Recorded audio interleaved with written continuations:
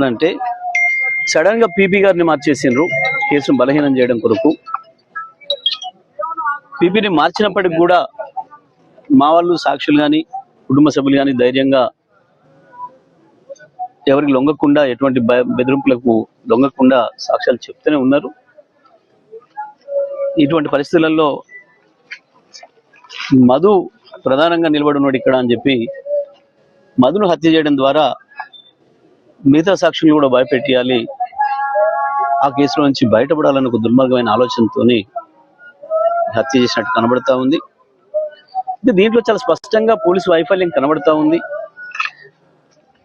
దురదృష్టం ఏంటంటే ఈ చిన్న చిన్న అధికారులను వాళ్ళ పేరు చెప్పడం సరికాదు. నేను తప్పకుండా సందర్భం వచ్చినప్పుడు వాళ్ళపైన చర్య తీసుకుంటాం. కానీ మధును పిలిచి స్వయంగా ఆ స్టేషన్ సంబంధించిన ఎస్ఐ కూడా నువ్వు ఎగిరిపోతావు అని చెప్పి మాట్లాడిండట. నాకు 15 రోజుల క్రితం వచ్చినప్పుడే మధు చెప్పిండు, ఇట్లా నన్ను ఎస్ఐ గారు పిలిచి నువ్వు ఎగిరిపోతావు అని చెప్పి భయపెట్టిస్తున్నాడు నన్ను ఇట్లా అని చెప్పి. ఇప్పుడు నేను చెప్పిన ఎగిరిపోతావు అని తెలిసినప్పుడు ఆయనదే కదా బాధ్యత, ఎస్ఐదే కదా బాధ్యత, కాపాడాల్సిన బాధ్యత ఆయనదే కదా మరి అనే మాట కూడా చెప్పి నువ్వు జాగ్రత్తగా ఉండు, కలిసి ఉండండి, ఎక్కడికి వెళ్ళినా ఒంటరిగా వెళ్ళకండి, అవకాశం ఇవ్వకండి ఆ దుర్మార్గులకని కూడా ముందే హెచ్చరించడం. అయినప్పటికీ కూడా దురదృష్టం మధును ఏదో పంచాయతీ ఉంది మాట్లాడాలి రమ్మని చెప్పి నమ్మించి తీసుకుపోయి కిరాతకంగా హత్య చేసింది. ఈ హత్యకు తప్పకుండా ఇక్కడ కాంగ్రెస్ నాయకులు తప్పకుండా పోలీసు అధికారులు కూడా బాధ్యులు అవుతారు.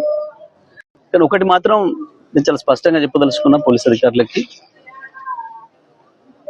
ఇటువంటి క్రిమినల్ కేసులు 10 ఏళ్ల తర్వాతనైనా మళ్ళీ రీఓపెన్ చేసి బాధ్యులైన అందరి మీద కూడా కేసులు పెట్టి జైలులో పంపిన సందర్భాలు ఉన్నాయి. పోలీసు అధికారుల మీద కూడా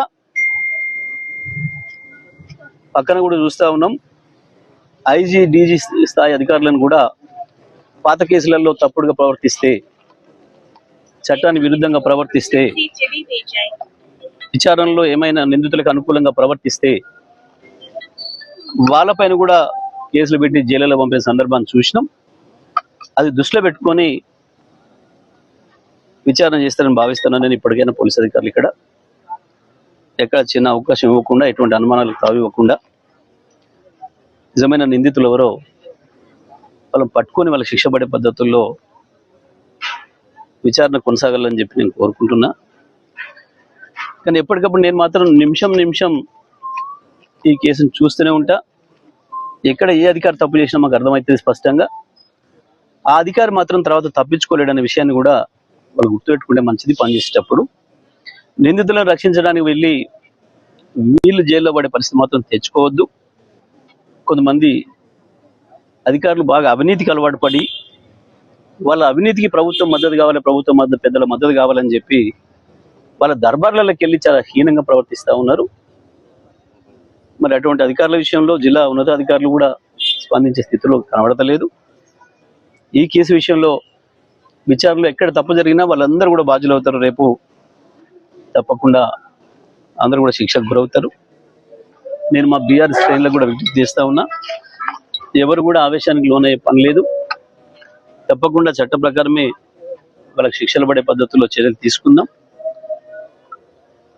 ఆ కుటుంబాన్ని కూడా మన కుటుంబంగా మనం కాపాడుకుందాం. ఆయనకి 2 ఆడపిల్లలు ఉన్నారు. తప్పకుండా ఆ పిల్లల చదువుల బాధ్యత కానీ, కుటుంబ పోషణ బాధ్యత కానీ తప్పకుండా పార్టీ బీఆర్ఎస్ పార్టీగా మేమే తీసుకుంటాం.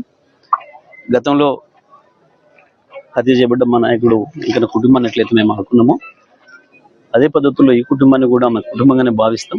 ఈ సందర్భంగా మధు కుటుంబానికి తీవ్రమైన విచారాన్ని వ్యక్తం చేస్తూ మధు మృతికి సంతాపాన్ని వ్యక్తం చేస్తా ఉన్నా. మా శ్రేణులందరూ